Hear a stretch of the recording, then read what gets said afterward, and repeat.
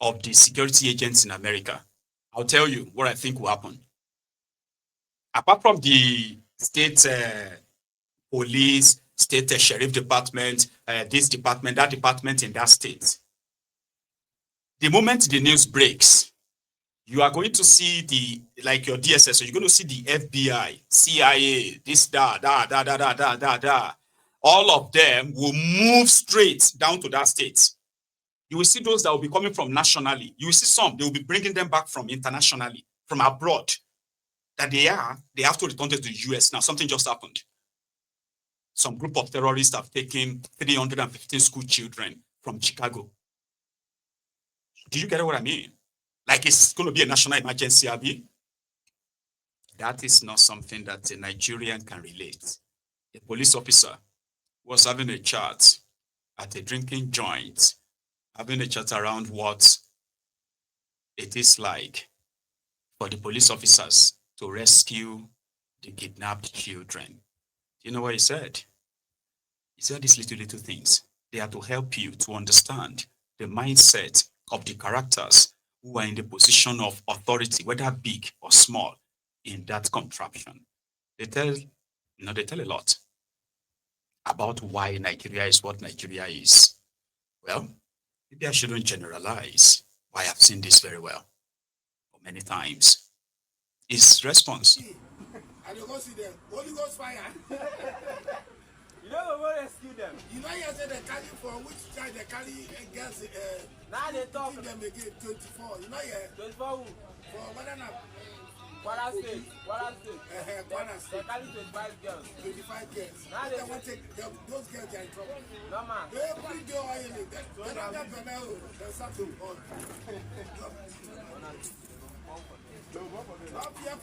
Not take this medicine. Give them a deadly. Not very deadly. Not be deadly. So what do we have to do about who they are? You ask me what do I have to do? I say what do we have to do? Here you get. That is the mindset. Unfortunately, these are some of the things that people will say. What do we call those things again? Intrusive thoughts, right? The thoughts that you shouldn't say out. Don't say it out. Just keep it to yourself. Let it remain in the draft of your brain, but not in Nigeria. You know? So Edo people or Edo youth took to the streets in protest. This time is actually around the Europe. Now watch this.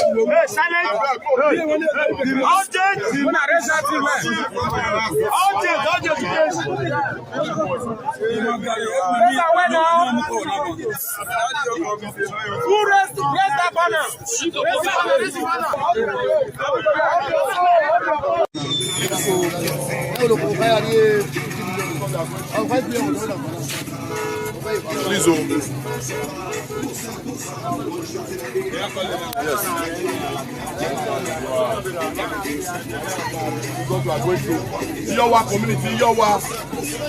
Iyowa community.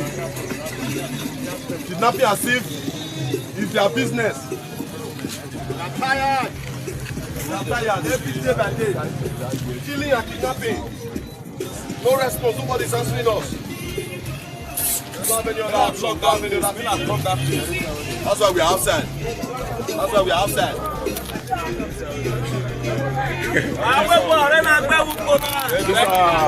Fellow landlord, what's happening? We are tired of this. Akure Road, Iyowa. We are no longer people and having a piece of men in this community. We are tired. Government should come to our aid. We are tired. We cannot leave our house. We have anywhere to go.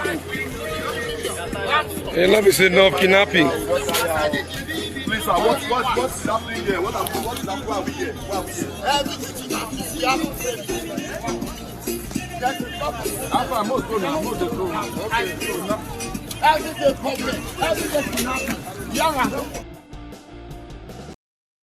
So they had the police commissioner who later came to address them. You know, if not because of that song and sound, you know, in the background, I would have left the video to play longer, okay? That was the Iyowa people on the Akure also road in Ijebu yesterday.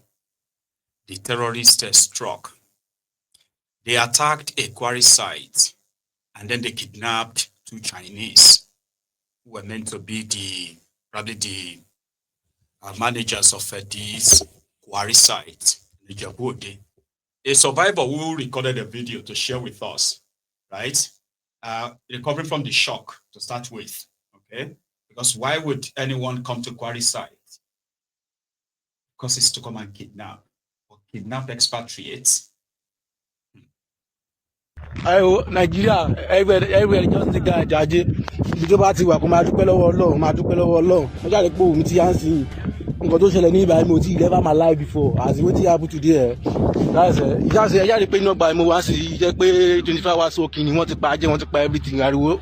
Everywhere just dey silent. The kind thing wey happen today where the doc àwọn ọmọ aláwọ̀sá àwọn gbénigbé ni wọ́n ti gbé master wa lọ. Mo dúpẹ́ lọ́wọ́ Ọlọ́run pé mo bọ́, mo jagun tèmi mo bọ́. Ìbọn bàbá mi gan AK-47 but I thank God sha NIB at the show the update sha people dey when I see them for that side ó lẹ́ǹ dé o ọ̀tá ìbọn ṣe ti ojú ọ̀tá ìbọn nìyẹn o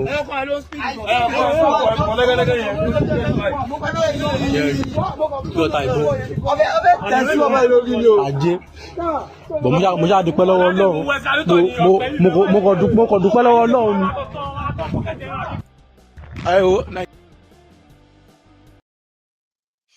At least he's thanking God, right? So that was a very short clip, by the way, to depict what happened at that quarry site in Ijebu. So if you are from Ijebu, me, I'm from Ijebu, and I won't lie to you. I think this was in 2018, and you say 7 years ago when I went for my mom's burial.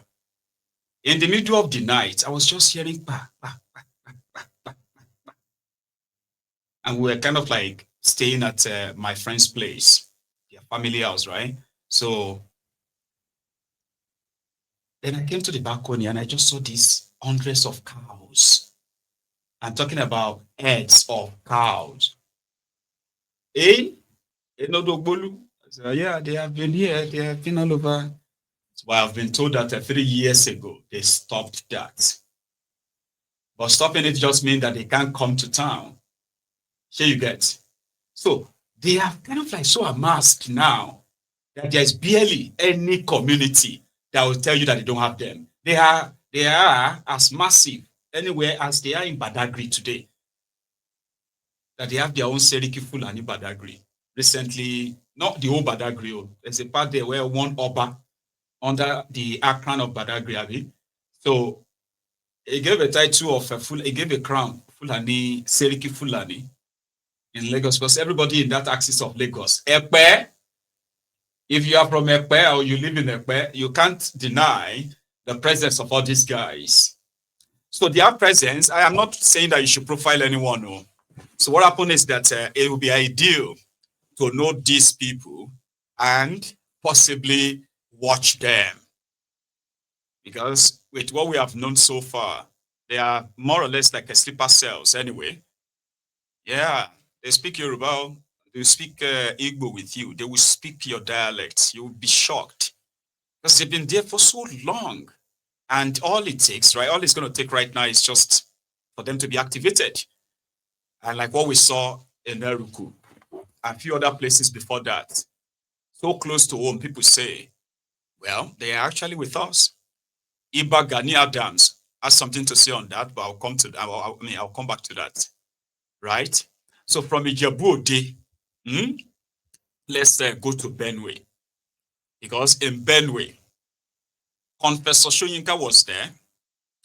I don't know, maybe to pay solidarity or support a visit to Ayasin, the the governor of Benue. And when the media or the press approached him, Soyinka called Donald Trump a madman. And I bet you probably know why. Show us to reject aid in resolving any problems, whether economic, cultural, religious. It would be stupid. If there's a possibility of allying with one another, we should take it. But because I'm ill, or I have some difficulties, I will not accept aid from a madman. That's all I'm doing. And my definition of a madman, or woman for that matter, is one who, when he or she says, I'm helping you, is actually complicating your problems for you on so many levels. That's why I said what your governor I just said is a very crucial one.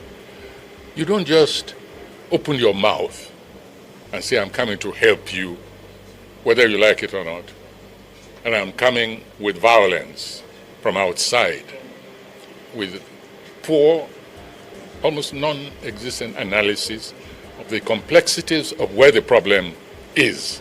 And you say, I'm coming to help you, and I'm coming with guns a-blazing. And when we come in, it's going to be fast, vicious, and sweet. Now, is that the language of somebody whose head is correct? So, what else do you want me to say? Any government has an obligation to protect, to ensure the welfare of his or her citizens. There's no question about it. But at least have some respect for victims and those who are trying to find solution for the unacceptable situation. You don't go around humiliating, and I use the word humiliating, other communities, whether you call them states, you call them nations, communities, or whatever, whether from the top of the head, of the north of the Sahara, or down south, humiliate them, lay ambush for them. I'm talking about an example because I saw him recently, they're having a G2 meeting somewhere, and I was shocked to find a head of state sitting side by side with this person who says he wants to come and save us from the worst thing. And I said, what's he doing with this character who laid ambush for him in his White House and humiliated and lied against him, tried to place the conflict below a level at which it should be approached. That's what happened between this man and the president of South Africa. You've seen the film, you saw it. And then is that the person who humiliates in such a way an African head of state? And with lies, incidentally, with false video. When he gets here, suppose he starts playing a video, specially constructed, in which we see one section cutting the throats of another. Is that the savior? The case is just everything. And when you speak, these superannuated idiots, imbeciles, when you speak like this, we know why he's talking. It's because why he's talking about Trump is because he doesn't want to criticize. I mean, how do you deal with Nigerians like that? So the problem is on so many levels, including especially the level of the citizens of this nation themselves. Simply because they're political. Before I go on, let me postulate from the Franz Fanonian dictum, which stipulates that the dialectics of reconciling two conflicting ideas is the algebra of revolution. The overbearing intervention of the state government had further exacerbated oporompium and amounting to sadomasochisms.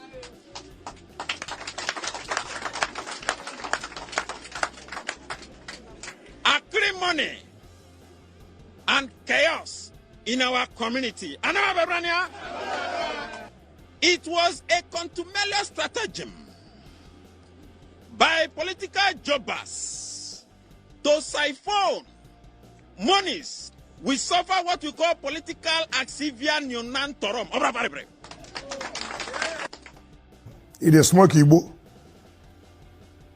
He dey take Indian.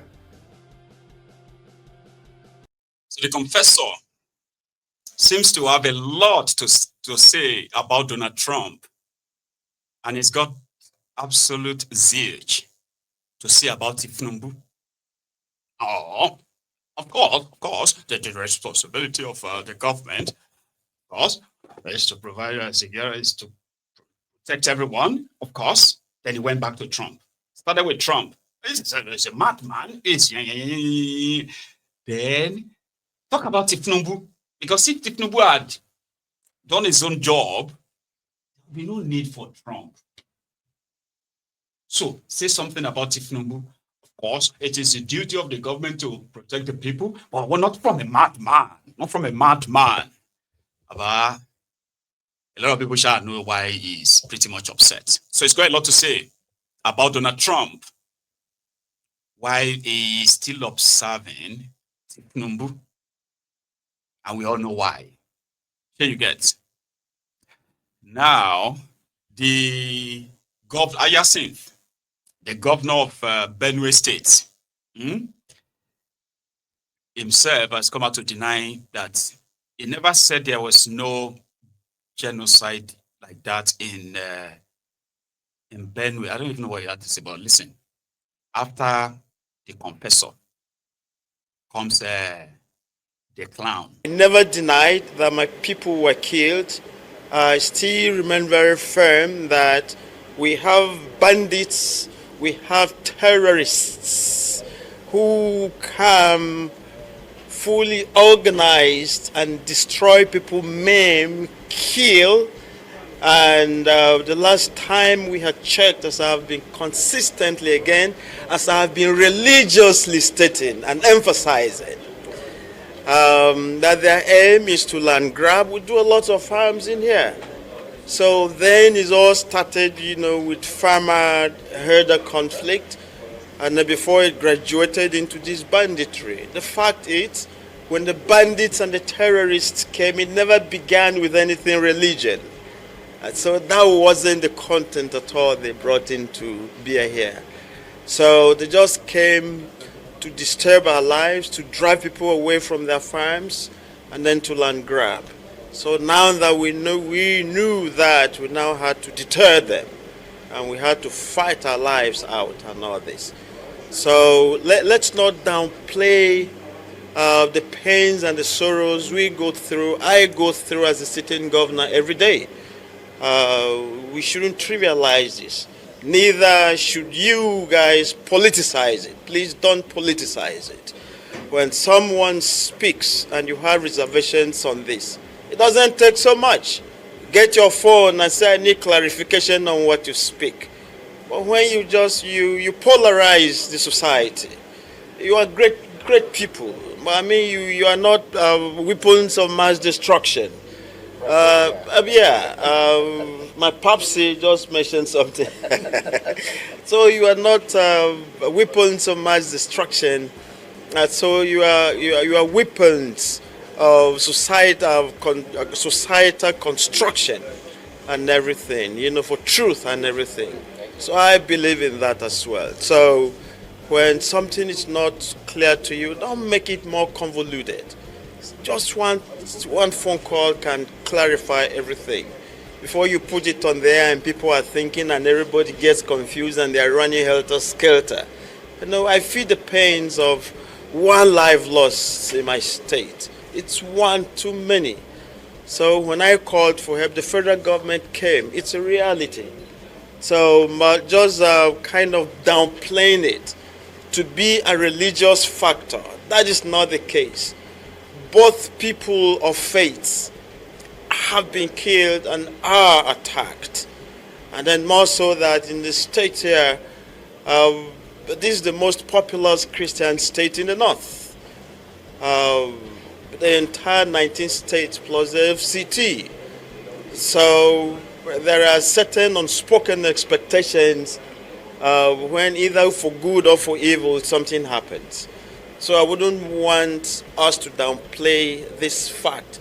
And that was the element I established when I spoke to the consultative body on the IDPs a few days ago, on the 19th of this month.